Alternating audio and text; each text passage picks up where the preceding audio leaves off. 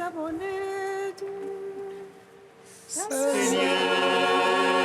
viens vite à mon secours. Gloire au Père, au Fils, au Saint-Esprit, maintenant et toujours. Dans les siècles des siècles. Amen. Alléluia.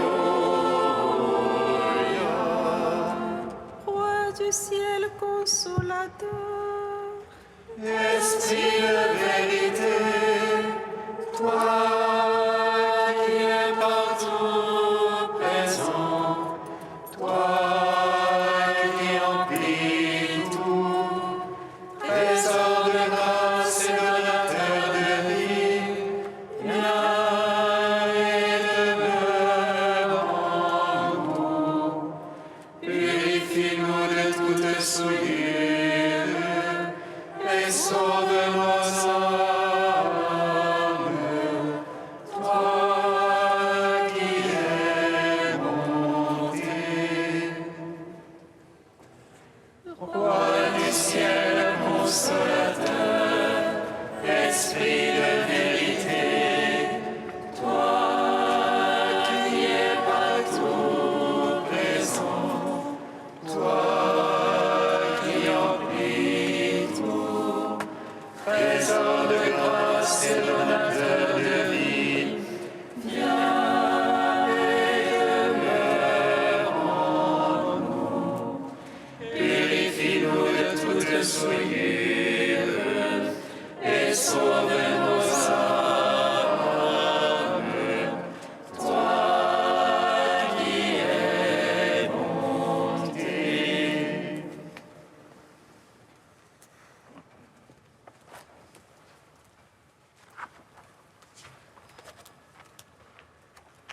aujourd'hui nous est apparu le Sauveur de l'univers. Il a fait resplendir sur nous sa lumière et son amour.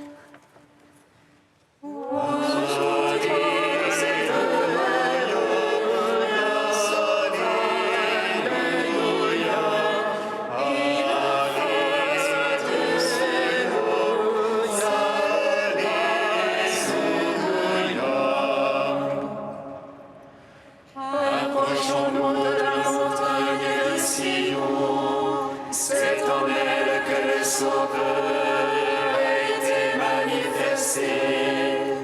Il a demeuré parmi nous et nous avons vu sa gloire.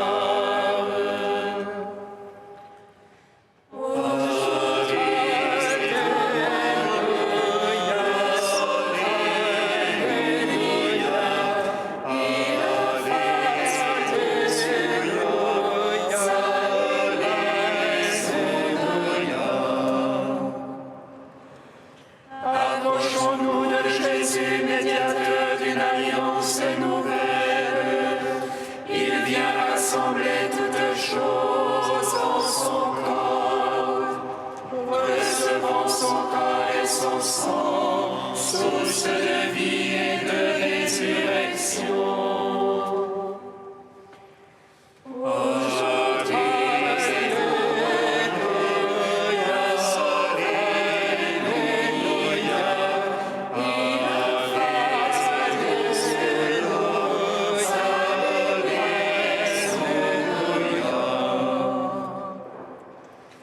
Approchons-nous du sang par lequel Jésus nous a purifiés. C'est en lui que nous recevons le pardon de nos péchés. Car il nous a réconciliés avec Dieu en mourant pour nous sur la croix.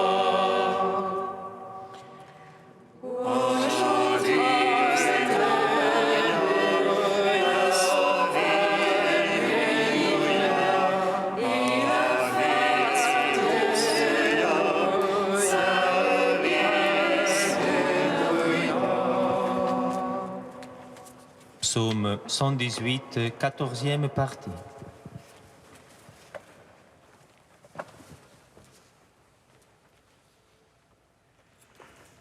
Lumière sur ma route, ta parole, Seigneur.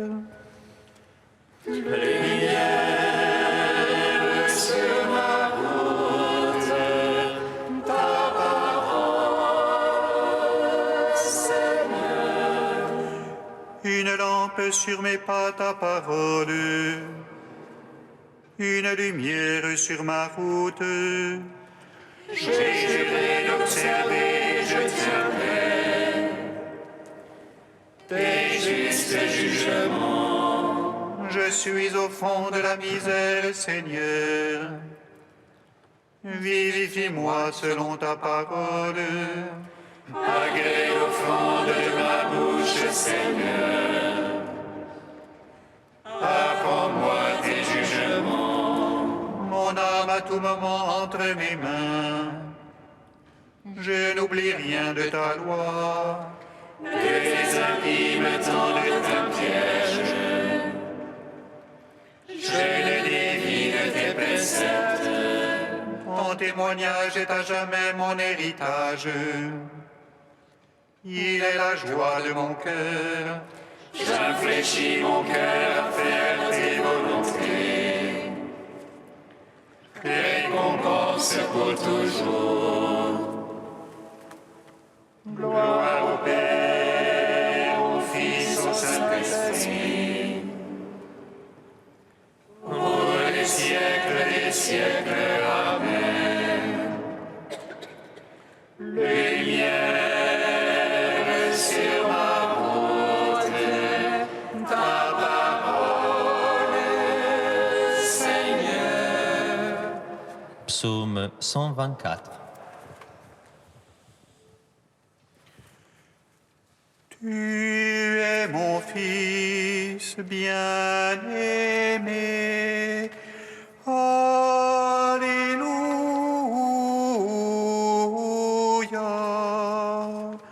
De mon sein je t'ai engendré avant l'étoile du matin. Alléluia.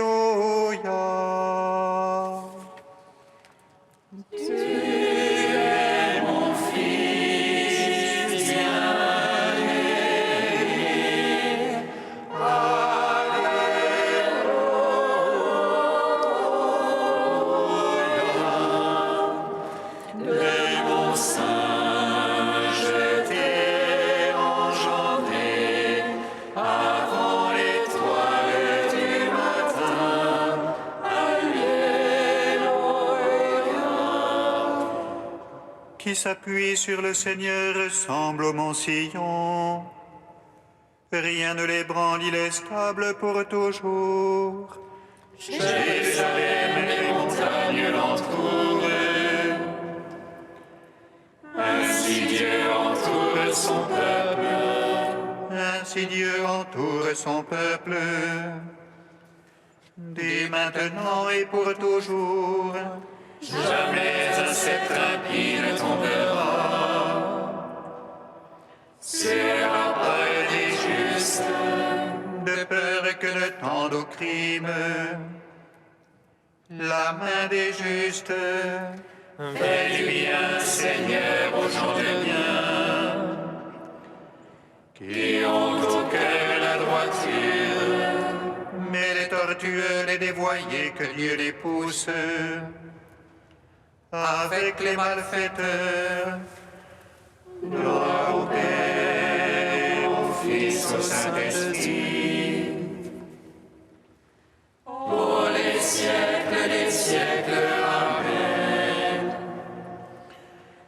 Tu es mon Fils bien-aimé.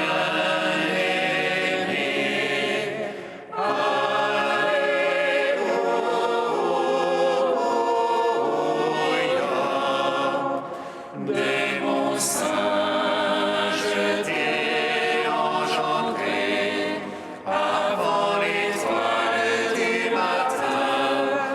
Alléluia.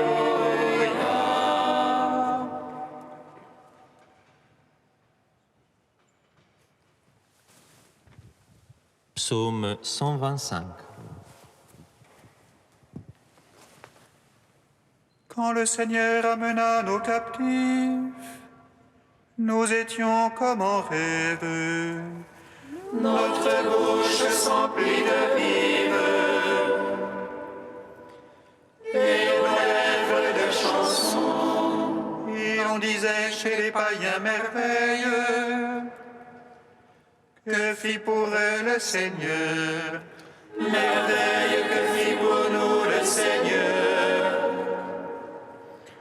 Nous étions dans la joie. ramène Seigneur nos captifs, comme torrent au désert, Les semeurs qui sèment dans les larmes moissonnent en chantant. on s'en va en pleurant, on porte la semence, On s'en vient en chantant. on rapporte les gerbes. Gloire au Père, au Fils, au Saint-Esprit, Pour les siècles, Amen. Cantique de Balaam, page 248.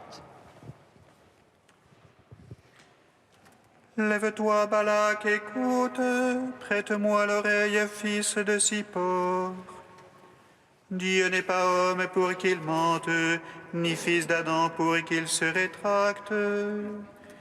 Et celui qui dit et ne fait pas, qui parle et n'accomplit pas. Il m'a chargé d'une bénédiction, je bénirai sans me reprendre. Je n'ai pas aperçu de mal en Jacob, ni vu de souffrance en Israël. Le Seigneur son Dieu est avec lui, chez lui retentit l'acclamation royale. Dieu le fait sortir d'Égypte, il est pour lui comme des cornes de buffle. Il n'y a pas de présage contre Jacob, ni de malédiction contre Israël. Que tes tentes sont belles, Jacob, et tes demeures, Israël. Comme des vallées qui s'étendent, comme des jardins au bord d'un fleuve. Que tes tentes sont belles, Jacob, et tes demeures, Israël. Comme des aloès que le Seigneur a plantés, comme des cèdres auprès des eaux. Un héros grandit dans sa descendance, il domine sur des peuples nombreux, sa royauté s'élève. Il s'est couché comme un lion, comme une lionne, qui le fera lever. Je le vois, mais non pour maintenant, je l'aperçois, mais non de près. Un astre issu de Jacob devient chef, un sceptre se lève ici d'Israël. Rendons gloire au Père Tout-Puissant, à son Fils Jésus-Christ le Seigneur, À l'Esprit qui habite en nos cœurs, pour les siècles des siècles. Amen. De Constantin Andronikov, la fête de la Théophanie dans la tradition orthodoxe. Le Christ est baptisé et il remonte des eaux. Avec lui, il en fait sortir le monde. Il voit les cieux qui s'ouvrent. Adam les avait fermés à lui-même et aux siens. Et l'Esprit témoigne de la divinité en accourant vers son semblable. Et une voix descend du ciel d'où provient l'attesté, le Sauveur de nos âmes. Ces phrases concises du Tropère expriment trois idées capitales de la fête. Nouvelle naissance de l'univers, réouverture pour l'homme de l'accès au royaume de Dieu, témoignage et manifestation de la nature divine trinitaire. D'abord, pour le Créateur, l'action du baptême consiste aussi à s'immerger, c'est-à-dire à descendre physiquement dans le créé, puis à en sortir en le ramenant avec lui, afin de réaliser dans sa chair la résurgence du monde hors de l'eau, savoir à le recréer. Le monde reçoit la grâce d'une création nouvelle. Il s'agit d'une spiritualisation, ou plutôt, comme le répètent les textes, d'une sanctification de la matière, et non pas d'une abolition de celle-ci. C'est l'aspect cosmique. En second lieu, les cieux s'ouvrent, qui étaient restés fermés depuis l'exil d'Adam et d'Ève, c'est-à-dire qu'en se soumettant au baptême, le Dieu homme permet à l'homme de réintégrer sa patrie céleste et lui offre le salut. C'est l'aspect sotériologique qui sera conclu par la passion et la résurrection. Enfin, Dieu lui-même accorde une révélation visible et audible de son essence et de sa nature transcendante en se manifestant dans le créé.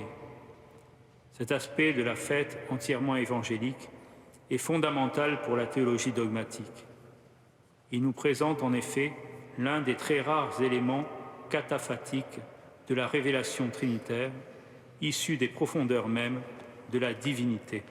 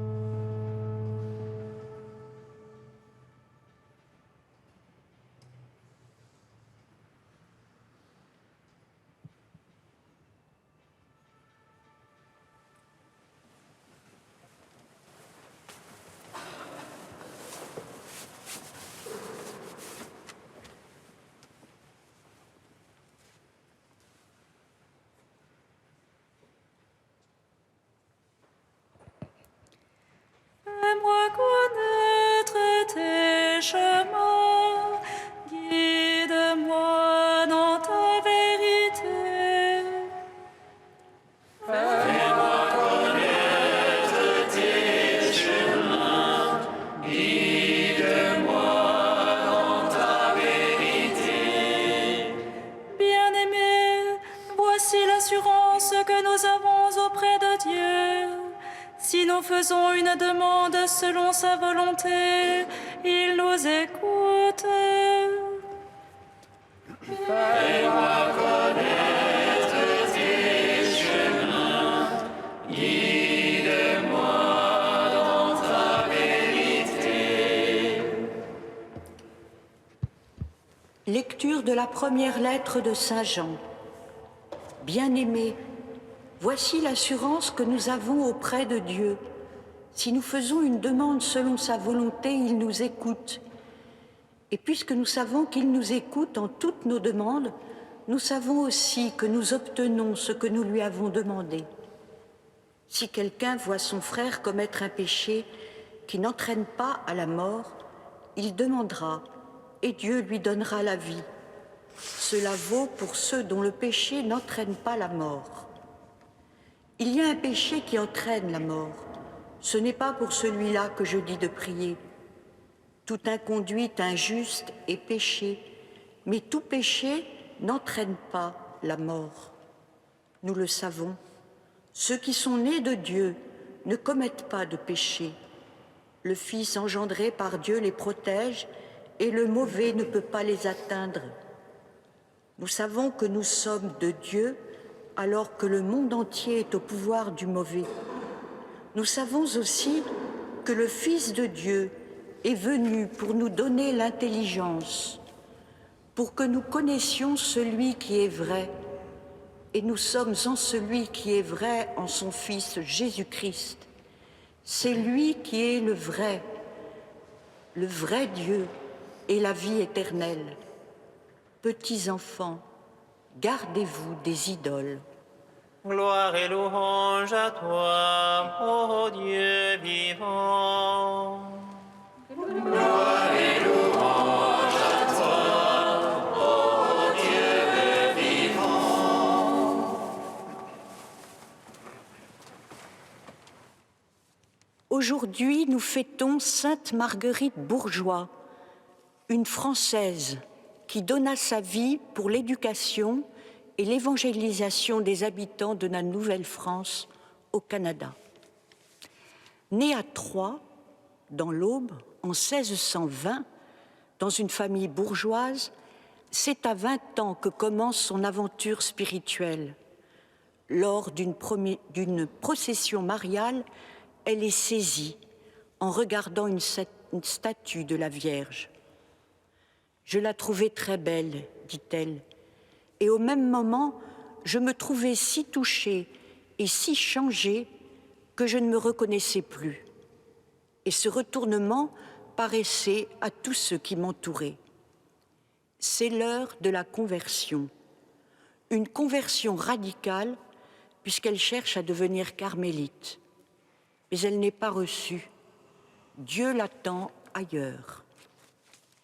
Et c'est à 33 ans la rencontre avec Monsieur de Maisonneuve, l'un des fondateurs de Ville-Marie, qui deviendra Montréal. Il revient en France pour rechercher une institutrice qui veuille bien partir en Nouvelle-France pour y travailler à l'éducation et à l'évangélisation des enfants des colons et des Amérindiens. Marguerite Bourgeoys reçoit cet appel de plein fouet et elle part en 1653 pour le Nouveau Monde. Une navigation de près de 3 mois sur l'un de ces grands bateaux à voile qui affrontent vent et tempête pour traverser l'océan et remonter le Saint-Laurent jusqu'à Ville-Marie. Elle fera 7 fois le voyage au cours de sa vie pour le service de son œuvre. La tâche est immense. Il y a tout à faire et à construire. Maisons, églises, écoles, hôpitaux. Cela dans un climat de guerre permanente avec les tribus iroquoises. Elle commence, avec l'aide de Maisonneuve, à planter une croix au sommet du Mont-Royal. Et cette croix est toujours en place. Et aujourd'hui, illuminée pendant la nuit, elle veille sur la ville.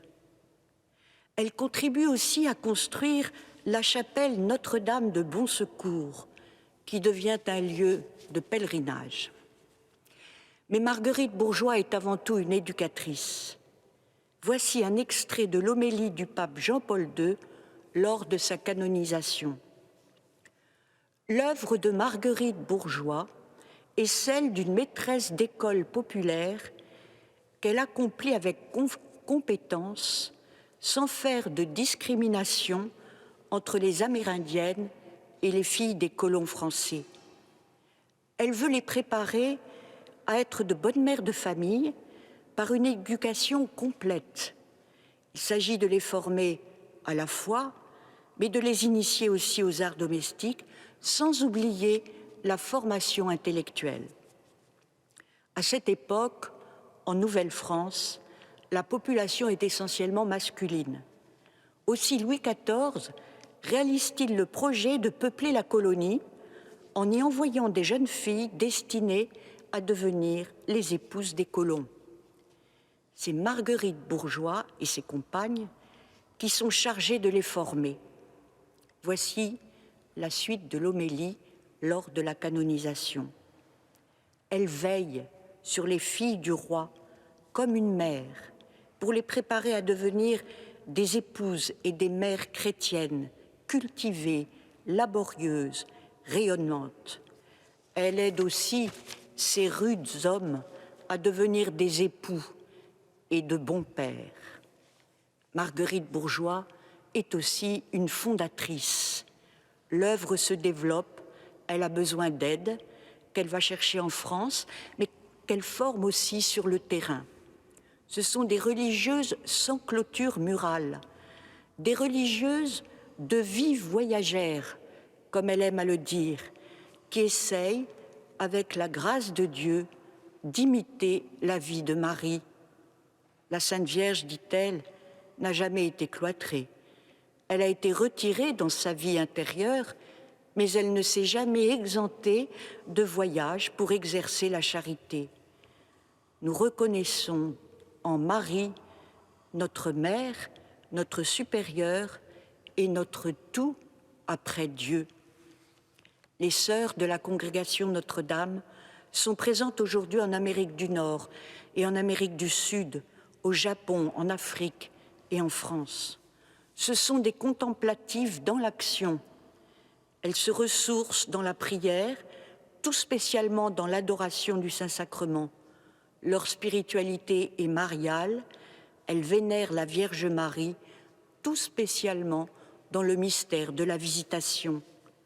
Habitées par Jésus, ces femmes courent vers leurs prochains pour les aider de façon concrète et leur annoncer Jésus-Christ. Sainte Marguerite Bourgeoys, mère de la Nouvelle-France, prie aujourd'hui pour la France et pour tous ceux qui ont mission d'éduquer les enfants et d'accompagner les jeunes foyers et leurs familles.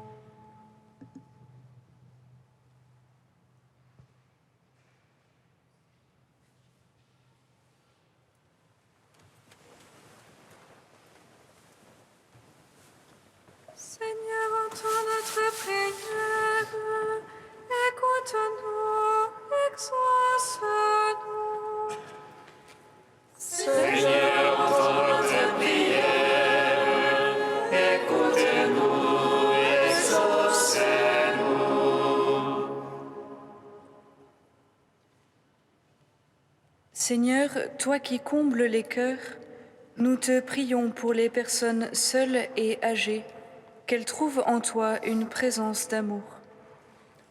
Seigneur, entends notre prière, écoute-nous, exauce-nous. Seigneur, toi qui viens pour les pécheurs, nous te prions pour les criminels et leurs victimes, qu'ils trouvent en toi un chemin de miséricorde et de pardon. Seigneur, entends notre prière, écoute-nous, exauce-nous. Seigneur, toi qui écoutes nos prières, nous te confions les jeunes qui vont participer au JMJ de Panama, qu'ils sachent se mettre ensemble à l'écoute de ta parole. Seigneur, entends notre prière, écoute-nous, exauce-nous. Dieu saint, saint fort, saint immortel, prends pitié de nous.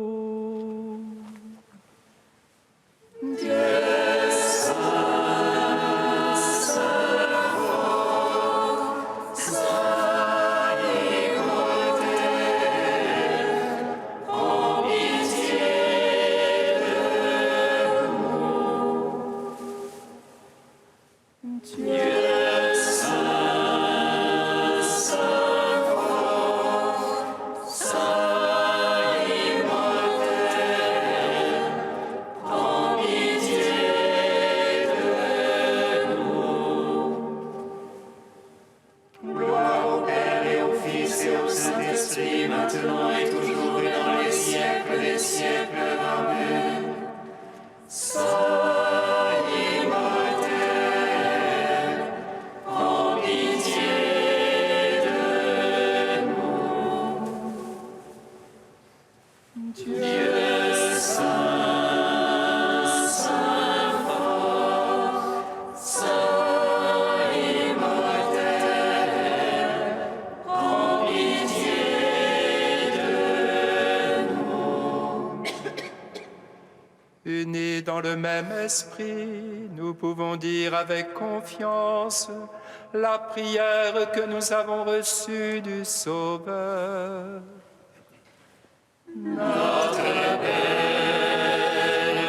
Qui es aux cieux, que ton nom soit sanctifié, que ton règne vienne, que ta volonté soit faite sur la terre comme au ciel.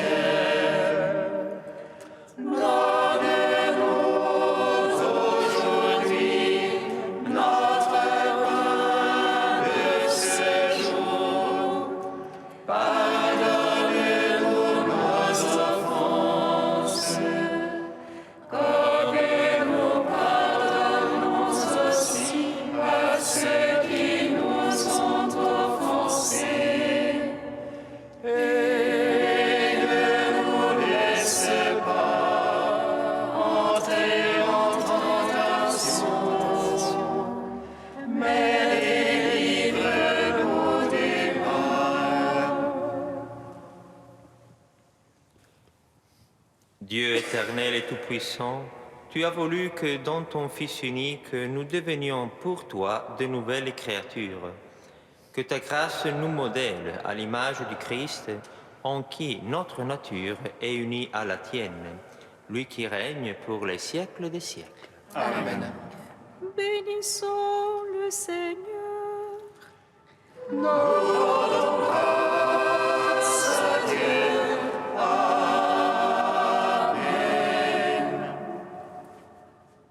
Louange annonça à Marie qu'elle serait la mère du Sauveur.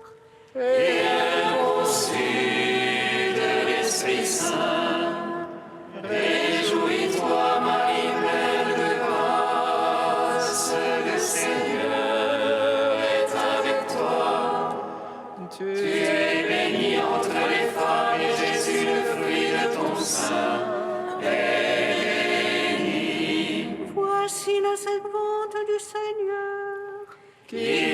soit fait selon ta parole. Réjouis-toi, Marie pleine de grâce, le Seigneur est avec toi. Tu es bénie entre les femmes et Jésus, le fruit de ton sein, est béni. Et le Verbe s'est fait chair. Et il a demeuré parmi nous. Réjouis-toi, Marie pleine de grâce, le Seigneur est avec toi. Tu es bénie entre les femmes et Jésus, le fruit de ton sein, est béni. Priez pour nous, Sainte Mère de Dieu, Afin que nous soyons rendus dignes